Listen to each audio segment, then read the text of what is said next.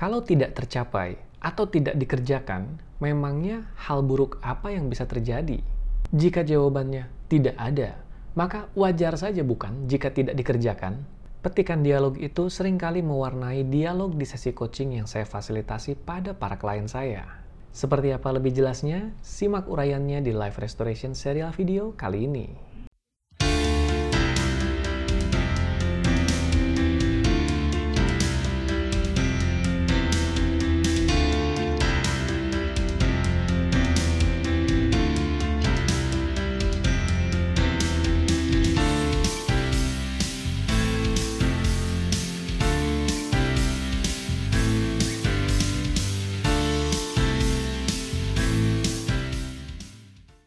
Halo para sahabat sekalian, dimanapun Anda berada, kembali berjumpa di Life Restoration serial video seperti biasa di akhir minggu ini bersama saya Algus Kanalendra.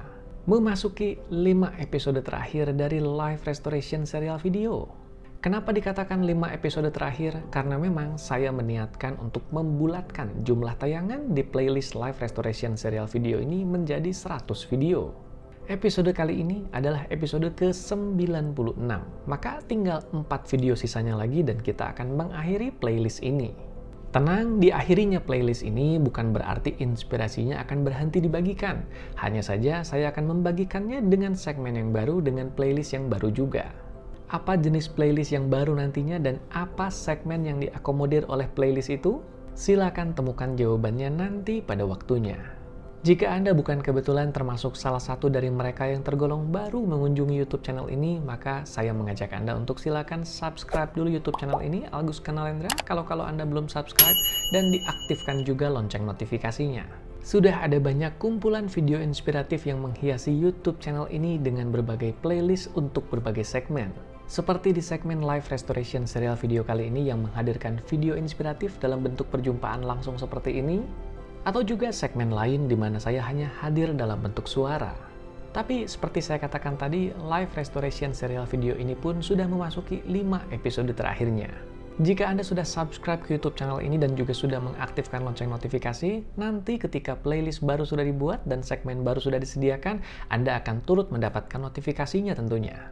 Sebagaimana video pembuka tadi sudah mengutip sedikit petikan dari jalannya dialog di sesi coaching yang saya fasilitasi pada para klien, demikianlah yang terjadi. Dan sangat mungkin judul video ini sudah memberikan Anda sedikit banyak gambaran tentang apa topik dari episode kita kali ini, yaitu pantas saja tidak konsisten atau pantas saja tidak dilakukan. Dialog itu seringkali saya lontarkan pada para klien yang sedang dalam proses berjuang untuk mengubah perilakunya. Termasuk juga mengubah kebiasaannya dari yang semula tidak efektif atau sebut saja negatif menjadi perilaku atau kebiasaan yang produktif atau positif. Ada kalanya juga pertanyaan ini saya lontarkan pada para klien yang sedang ingin mencapai atau mewujudkan suatu pencapaian tertentu dalam hidupnya. Yes, ketika seseorang sedang meniatkan untuk bisa mencoba melakukan sesuatu yang baru yang sebelumnya tidak pernah dilakukannya, seperti mengadaptasi kebiasaan baru, maka saya akan melontarkan pertanyaan itu di depan. Sebut saja para klien saya yang sedang menetapkan resolusi, saya ingin setiap hari berolahraga, atau saya ingin setiap hari menulis paling sedikit 2 halaman, atau apapun itu perilaku dan kebiasaan positif yang mereka tetapkan. Satu pertanyaan yang sering kali dilontarkan di sesi coaching pada umumnya untuk menguatkan motivasi orang ini atau klien jenis ini adalah kita ingin tahu apa yang melatari ingin dilakukannya tindakan atau kebiasaan positif yang baru itu. Maka para coach biasanya bertanya, ada manfaat apa yang akan kamu rasakan, yang akan kamu dapatkan dengan melakukan tindakan atau kebiasaan positif yang baru itu?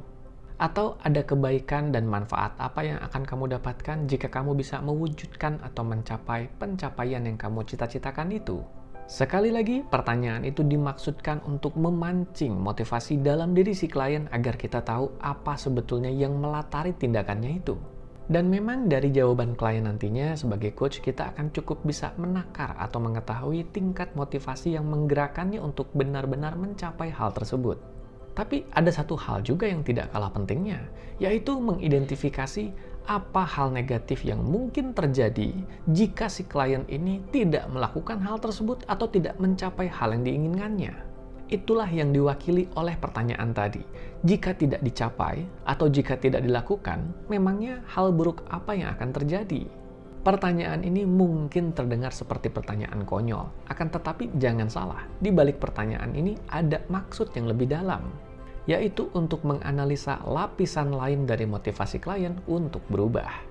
Yang seringkali orang lupakan adalah bahwa manusia bergerak menggunakan prinsip pain and pleasure atau sakit dan senang, menghindari yang menyakitkannya dan mendekati yang menyenangkannya. Ketika kita bertanya, apa yang akan kamu dapatkan setelah kamu mewujudkan pencapaian itu, maka kita sedang mengidentifikasi motivasi pleasure atau kesenangannya.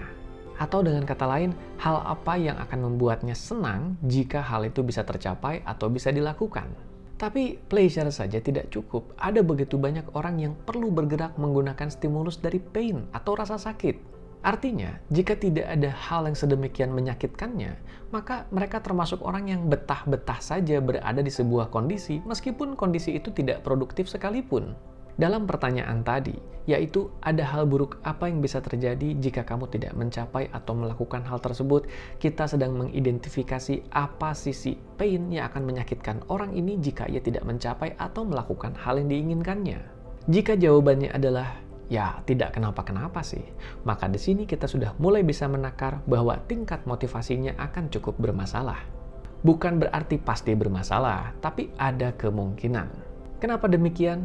Tanpa bermaksud menggeneralisasi, namun ada begitu banyak, bahkan lebih banyak orang yang seringkali baru bergerak jika stimulus rasa sakit atau ketidaknyamanan yang dirasakannya sudah sedemikian mengganggu. Selama situasi terkini masih dirasa aman dan nyaman-nyaman saja, atau kalaupun menyakitkan tapi rasa sakitnya masih bisa ditolerir, maka orang-orang ini tidak akan bergerak.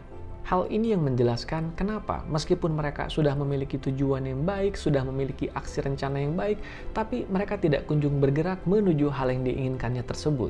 Semata karena dengan tetap berada di kondisinya saat ini pun, mereka masih bisa mentoleransi rasa sakit yang mereka alami di titik saat ini.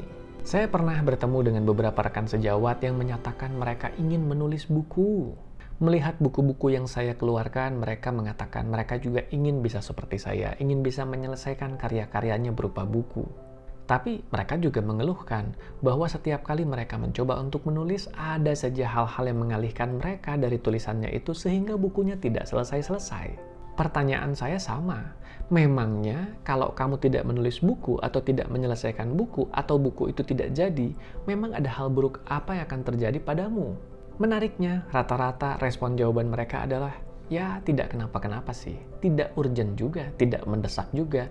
Hal ini menjadikan buku itu tidak selesai-selesai karena mereka tidak meletakkan buku itu ke dalam prioritas. Kenapa tidak dimasukkan ke dalam prioritas? Karena memang tidak dilakukan pun tidak ada hal buruk apapun yang bisa terjadi. Begitu juga diri kita di banyak aktivitas yang kita jalani. Ketika kita menetapkan sebuah tujuan perubahan untuk bisa menjadi pribadi yang lebih baik, untuk bisa mengadaptasi perilaku atau kebiasaan baru yang lebih positif misalnya, atau ingin mencapai sesuatu yang lebih tinggi lagi misalnya, tanyakan pertanyaan yang sama pada diri kita. Yaitu, hal buruk apa yang bisa terjadi kalau saya tidak mencapai hal itu? Hal buruk apa yang bisa terjadi kalau saya tidak melakukan hal itu? Jika jawabannya adalah ya tidak ada, ya tidak kenapa-kenapa juga sih, maka paling tidak satu jawaban sudah kita dapatkan. Kenapa hal itu tidak kita lakukan? Atau kalaupun kita bisa mengisahkan beberapa jawaban yang menyeratkan kepahitan, mari sadari dulu, apakah jenis kepahitan itu masih termasuk kepahitan yang bisa kita tolerir? Jika jawabannya adalah, ya masih bisa sih, maka lagi-lagi jawaban lainnya kita dapatkan kenapa hal itu tidak kita lakukan atau tidak kita lakukan secara konsisten. Dan itulah dia bahasan singkat kita di episode akhir minggu kali ini.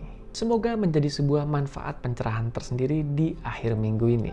Sampai jumpa lagi di episode berikutnya di lain kesempatan. Salam sehat, berkah berlimpah, damai dan berbahagia selalu dimanapun Anda berada bersama mereka yang Anda kasihi.